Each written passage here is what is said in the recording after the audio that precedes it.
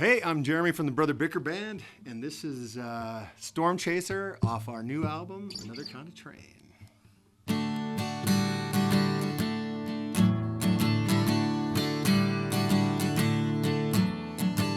The dark clouds taking shape, the lightning crashing down, the winds are picking up, don't spin my world around. Your spirit can't be tamed, your feet don't touch the ground. Well, I should hide away, but I'm gonna chase you down. I shouldn't close those windows tight, but I'm drawn outside. Peppered by the rain, I must be insane. Need to feel the wind lift me up. Darkness in the sky makes me feel alive. Just can't deny all the one I want. Hey baby, I'm a storm chaser.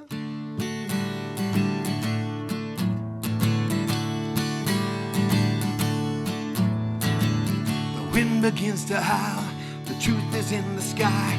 I'm in your funnel cloud and I'm helpless like a kite. There's no turning back, the ground begins to shake.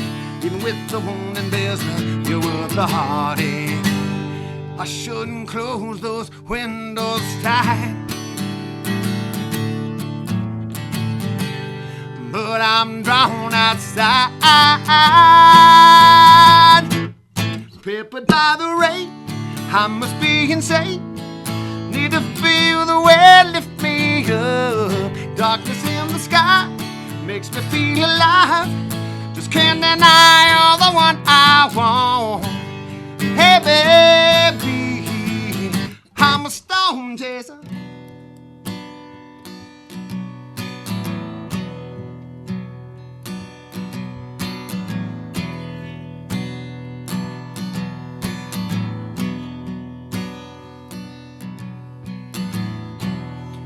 You're the wind and you're the rain.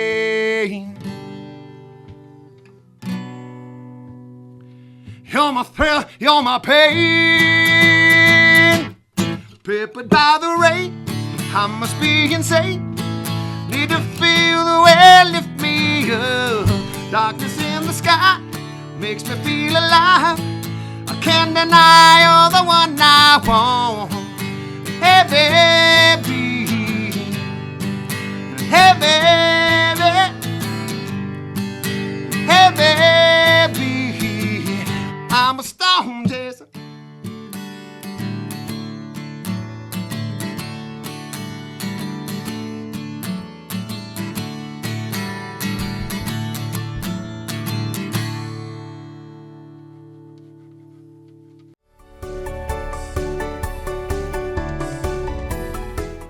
Jeremy, thank you so much for sitting down with me and recording a great conversation about the Brothers Bicker Band and your new venture into a brand new market, a brand new scope of work. And starting May 2nd, there's going to be a brand new re-release of your album. So I want to start by talking about the biggest news, and that's your band has signed with Spectra Music Group. Yep. How did this come about? Well, thanks, Chris.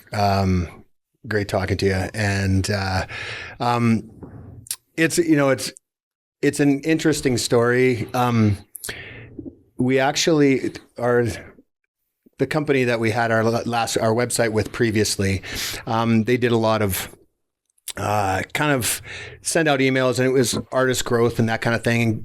You know, they'd send out an email daily, like, want to play at this festival, put your name in. You want to get your song mixed by so-and-so, put your name in. And one email came across, and I would throw my name in whenever it made sense, and our name in whenever it made sense. And I got a note from, Spectra Music Group is looking for artists. So I'm like, okay, well, I'll throw our name in. And didn't think anything of it, actually completely forgot about it. And then, probably 6 months later, I get this kind of cryptic email through the website provider. Spectra Music is interested in interested in signing you. Here's the email. So I reached out to the email, and funny at that time, Spectra, they were having some issues with emails, so nothing. I followed up about a month later and finally got contacted. It took probably 4 or 5 months to kind of just work all the details out and be comfortable with, what was going on. But yeah, we've signed. They've been great. We're re-releasing our album. They said, you're one of 8,000 bands that we looked at. Now, are they American company or do they? They're out of the U.S. I think New York is I think they're moving to Nashville, but New York is where they are, I think, right now. And they said, we had 8,000 entries, and you guys were one of them. We want to re-release your last album. If you have new music to put on it, you can. And so we said, our album's 18 months old. We love it, but we've kind of taken it as far as it's going to go, and we're concentrating on new music anyway. And we said, let's do this. Let's see where it takes us. See what the opportunity is. They're going to market it more to the U.S. and to the European market. And that opens up a large area because Canadian musicians that I follow on social media seem to sort of be attracted to that European market, that American market right now. What in your background and the Brothers Bicker's background makes you feel like your music can adapt to those markets, or is it universal? Because I listen to your music all the time, and it seems to be one of those musics that you can listen to whether it is in Germany, Paris, and you'd still be able to connect because music's that universal language, right? Well, though we can't always really pinpoint ourselves. I mean, we're kind of closest, I would describe us as kind of roots rock, kind of Americana.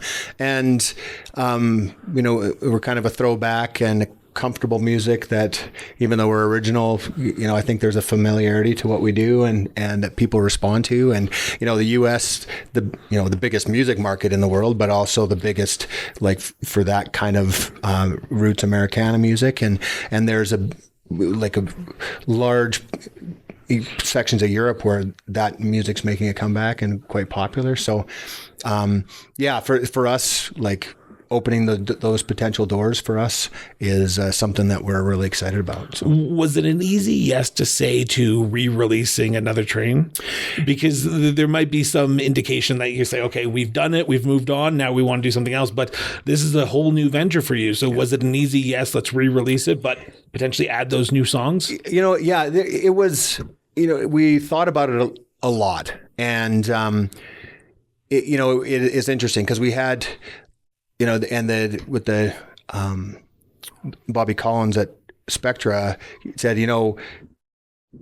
are you happy with where the album came? And for us, it was the album was better than we ever hoped. And for us, the exposure we got from it, and we've got 80,000 streams on Spotify from it. And for us, we thought that was pretty good. And he's like, well, even with a little work, we think this album can do a lot more.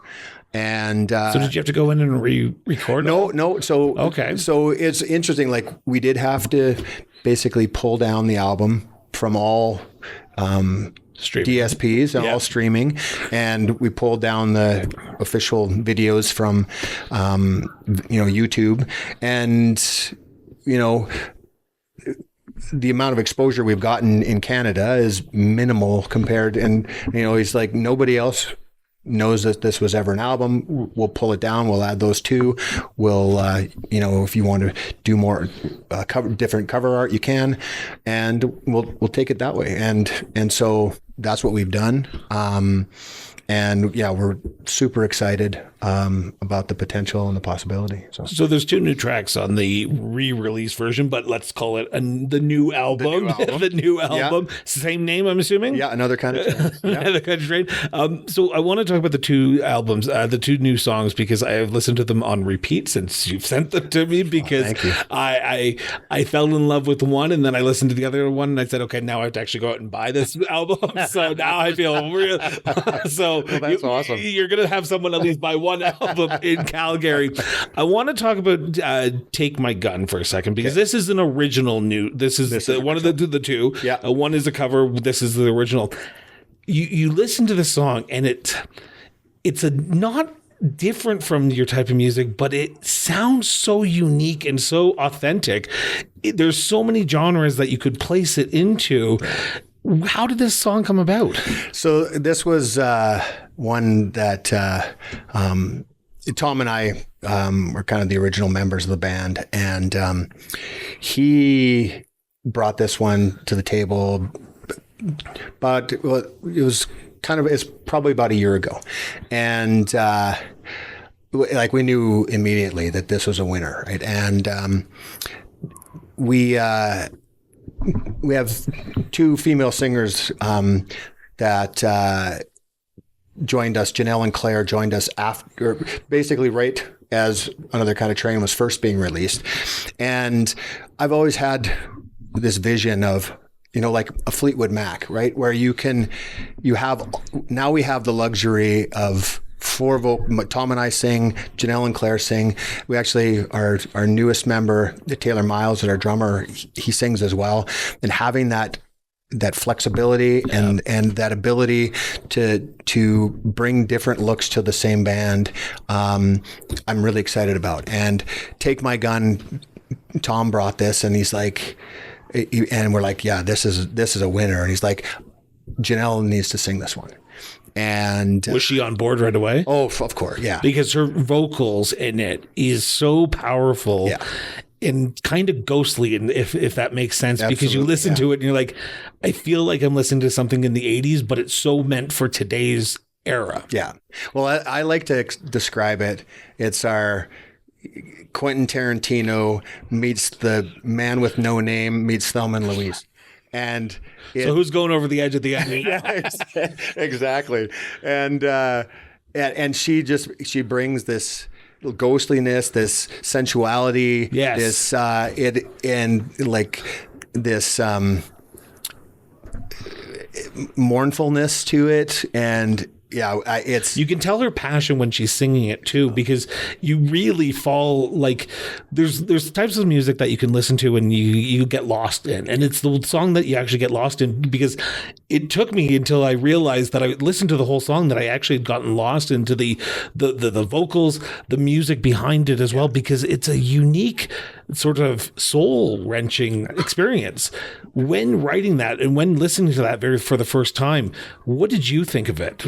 Well, when Tom brought it to the table, and this is, we do a lot of writing together, but a lot of times we'll bring ideas and then we'll perfect them together, and then as a band as well. And when he brought that, and he's got this guitar, the guitar in it was so cool, and it's just like, it reminds you of like a dusty desert road, and like this Americana sound to it. And then when the story around it and the twist is, like, it's kind of like the Man with No Name, and if I had sung it, it would be a completely different song, right? Yes. And he's like, she needs to sing this. I'm like, you're right, because the spin on it, it's completely different. And both Claire and Janelle are amazing vocalists, and Janelle just has this passion and the delivery, and it's so soulful that it all came together, and we're really happy about it. So the second song is a cover of a Whiskey Myers song called Stone. Now, I've listened to both versions, and this is completely not what I think of a cover, because you think of like so closely in time. But when you listen to your version of Stone, there is a power, there is a beat that I can't describe, because it spoke to me in a way that I've not had music to speak to me in some time. And I'm not blowing smoke in this conversation. This was the first song that I actually, like, in 2025, that I listened to, and I said, this is my song of the year.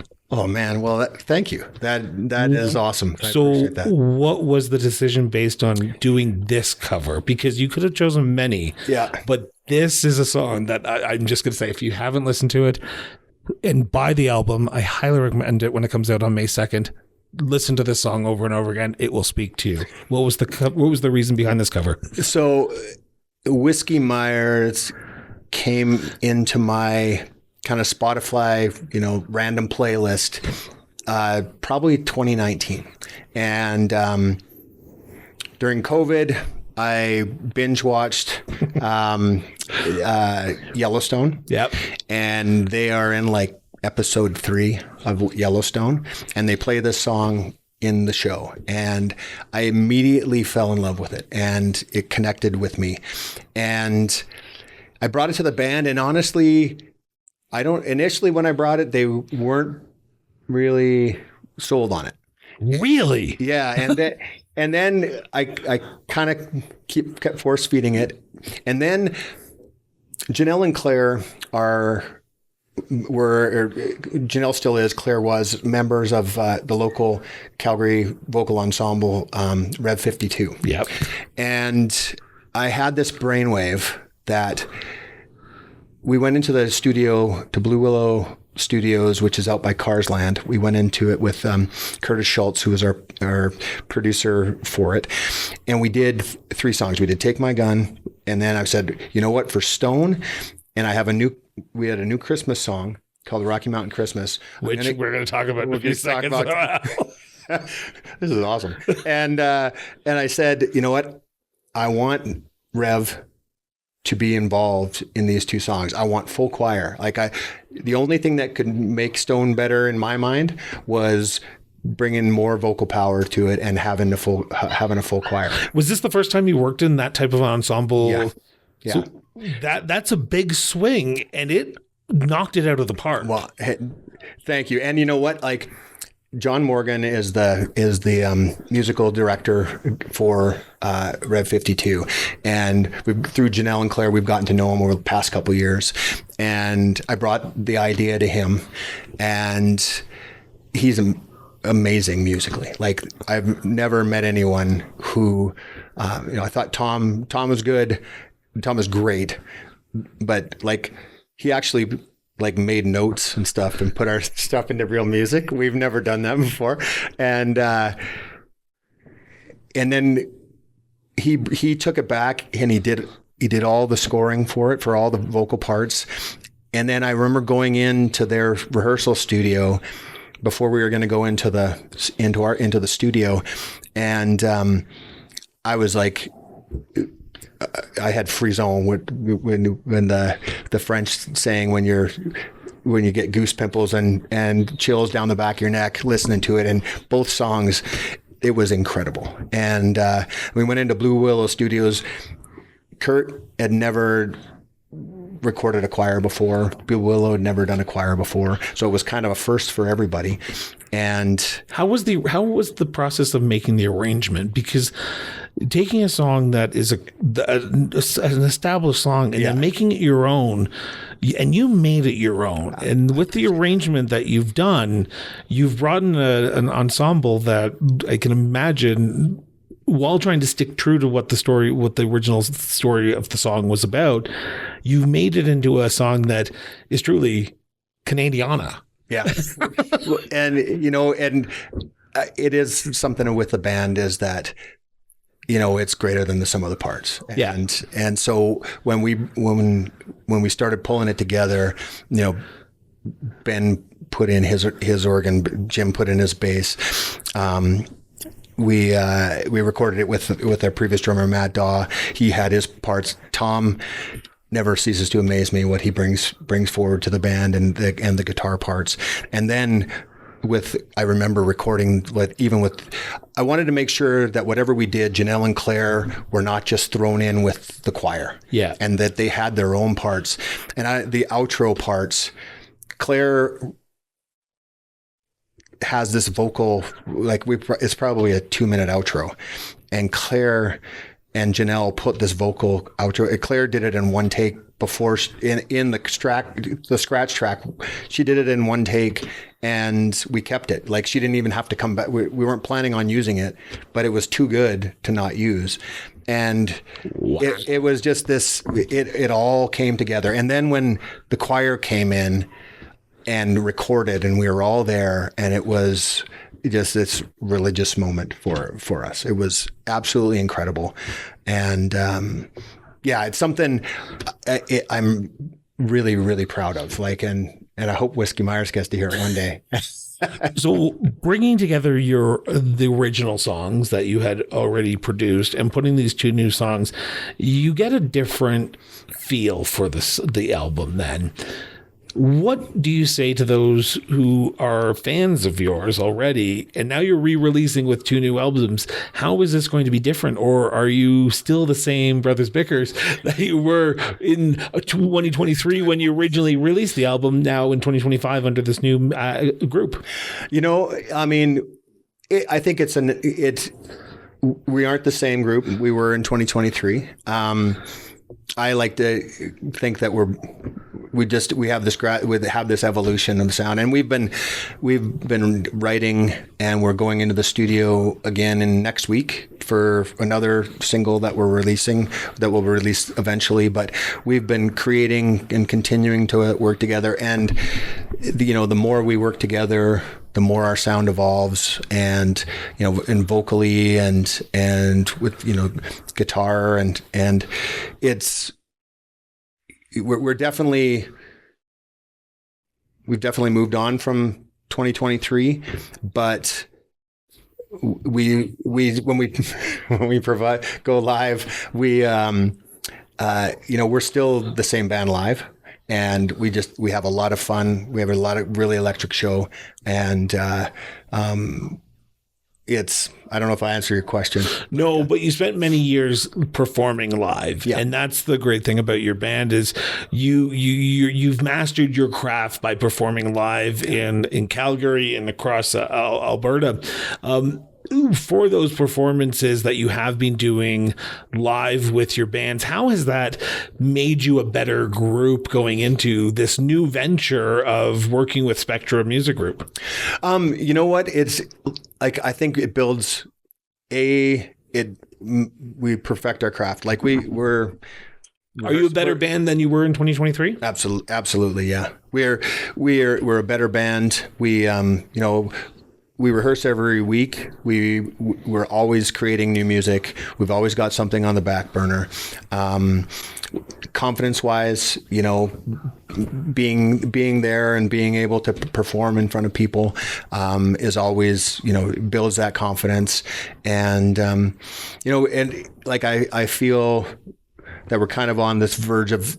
We just keep gaining a little bit more of momentum. We're never gonna be huge, but our trajectory, is always just kind of like this. And we get better opportunities. We get better, cooler experiences. And I'm honored to be part of this band and continue to get a little bit better all the time and continue to have fun. So the re-release of the album is coming out on May 2nd. Yep. So if you're watching this after May 2nd, it's already released, hopefully, knock on wood, if everything goes to plan. But how can people get it? How can people listen, stream, download, purchase? It'll be on all digital services. Okay. Can you buy physical copies? We don't have physical copies yet. Come on, man. How am I supposed to support you as a band? Come on.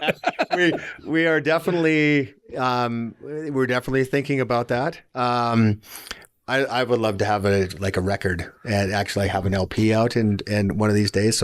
So we're kind of waiting just to see how things go and as to whether or not we get the physical copies. But you can do pre-order now. If it's before May 2nd, you can get pre-order on Apple Music. Oh, so we can buy it through Apple Music, though? Yeah, you can buy it through iTunes, Apple Music, Amazon Music. Right now, Spotify doesn't have and you can pre-order it? You can pre-order it. The links will be in the show notes for those who are watching prior to May 2nd. For those who are watching afterwards, you'll still get the same link. You can buy it then. Awesome. Yeah. I want to turn to a song that you talked about just 2 seconds ago, and it is a song that I listened to at Christmas, and I reached out to you guys, and I don't think you saw the message. You know what? Because you were so busy because your music video, and I apologize, I forget the name of the song right now. It's your Christmas song, which is Rocky Mountain Christmas. Rocky Mountain Christmas, which you did a music video. That was our first real music video. And it was out in Cochrane? Canmore. Yeah. Canmore. Yeah. So how did this song come about? Because I'm a Christmas fan. Even my Jewish husband will say that I'm a Christmas fan. So why go into the Christmas genre? You know what? This one was actually a really personal song for me. Did you write it? Yeah, I wrote it, and then the band made it better. But I had my dear friend, my best man at my wedding, passed away a couple years ago of cancer. And I wrote this song. My son was playing hockey in Saskatchewan, and my wife and I were following him around.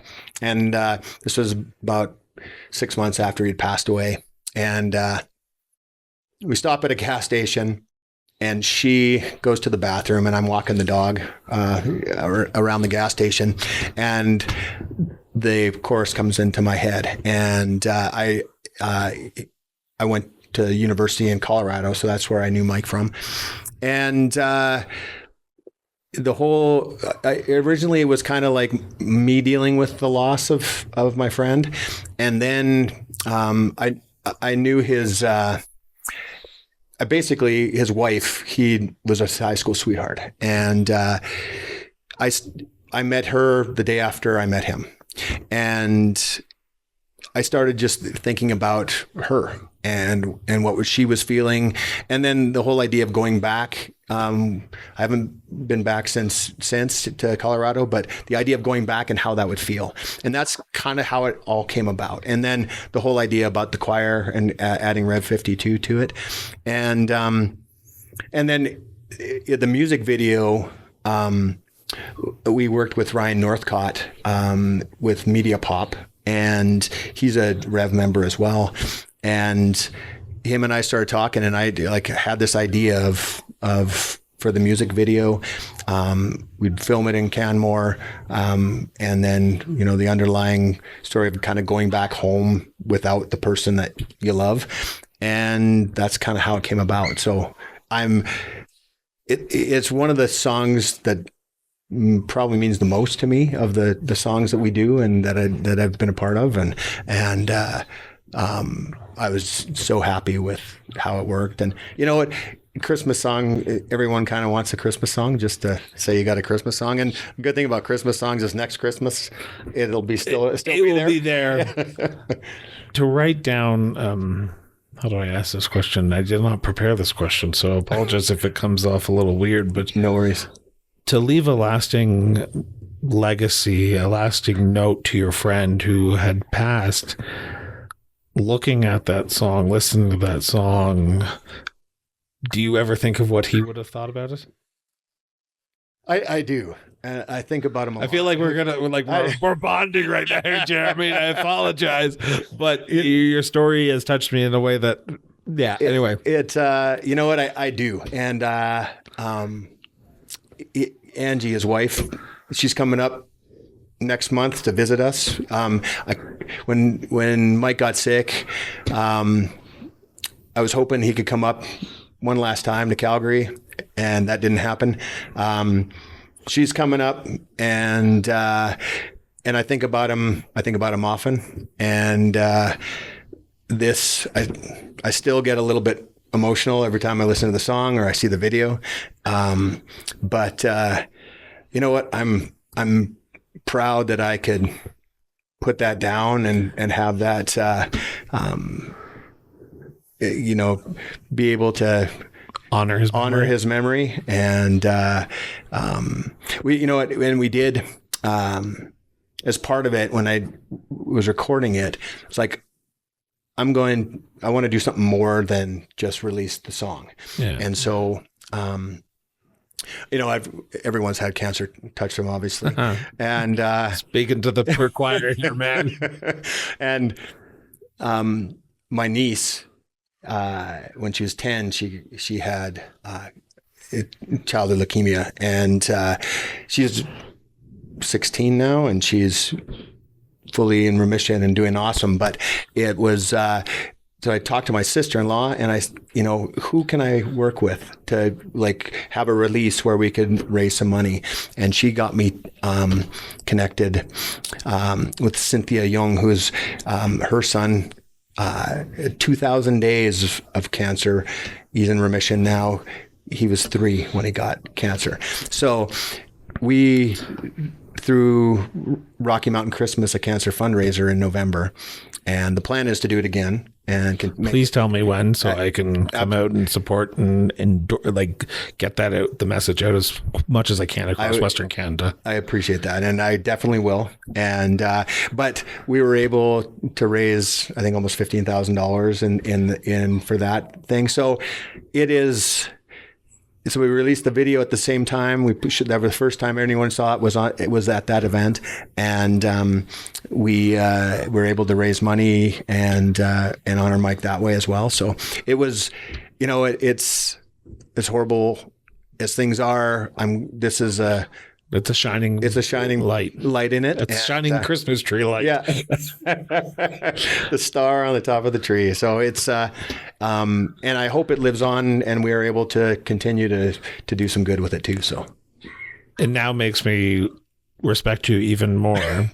For those who don't know, 2 years ago, this man and his band, well, your band, your whole band, your whole group came out and supported the Brain Tumor Foundation walk at the Edworthy Park here in Calgary, and you played a set for us.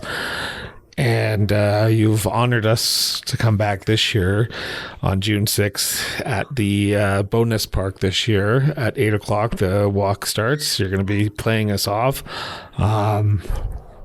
Man, geez. Wasn't supposed to cry on this. Yeah, we weren't supposed to get heavy. I know, but here we are. That's the great thing about this show. You honor me to be part of this show, be part of the walk, be part of this my journey through recovery. So I truly appreciate everything you've done for me and the foundation. And it is mutual. And I'm blessed to be able to do music, and it provides me with that release in my life. And I'm not too far off of retirement, a few years, and it's going to be my retirement plan. But I'm lucky enough to be able to do this, and we all need to give back, right? So it's anything we can do to do that.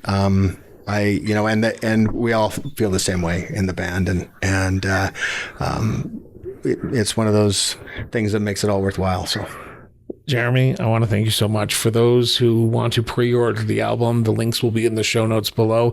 If you want to also check out the Brothers Bicker Band website, the links will be there. But the website link is, do you know it off the top of your head? www.brotherbickerband. Brother. It is brother. It's single brother. It's single brother. I've been saying it wrong the entire time, and he has not corrected me. That's how good of man this guy is. The Brother Bicker Band. Brotherbickerband.com. Yeah. So please check that out.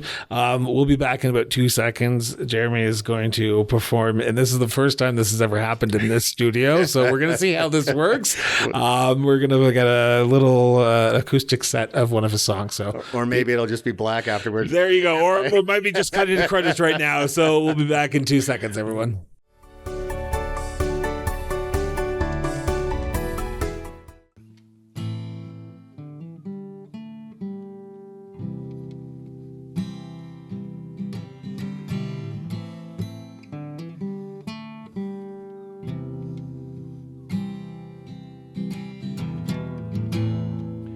Say the night is my companion,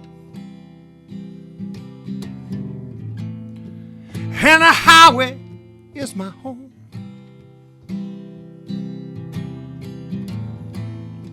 Got me seeking for one last beacon. Every single place I roam.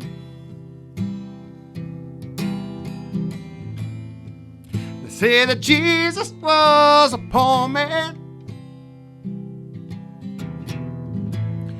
Wish I had a little more him in me.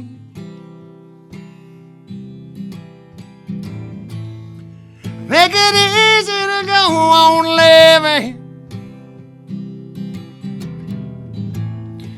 with heartache and misery. Sweet, sweet heart of mine, I'm gonna break again 1,000,000 times. And is this too far gone? And have you turned to stone?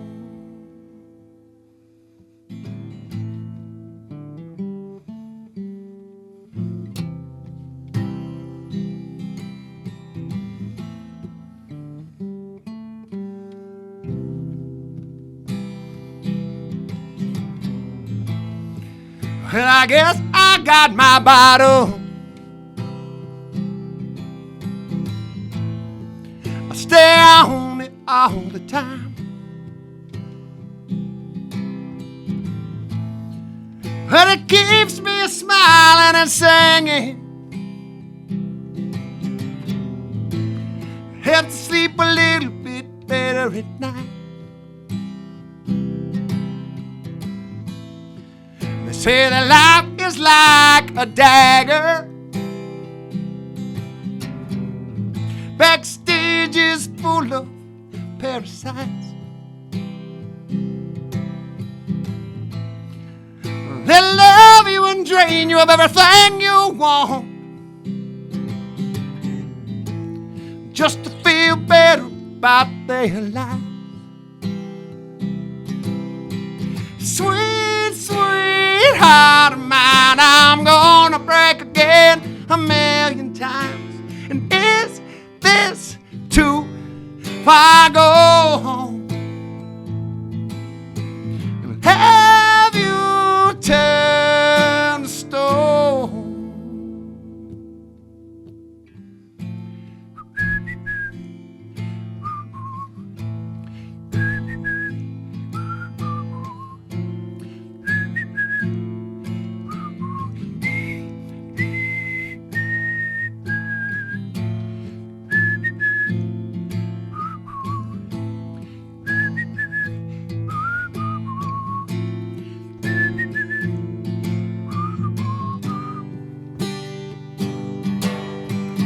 Sweet, sweet heart of mine, I'm gonna break again 1,000,000 times. And is this too far gone? Sweet, sweet love of mine, I'm gonna break again 1,000,000 times. And is this too far gone?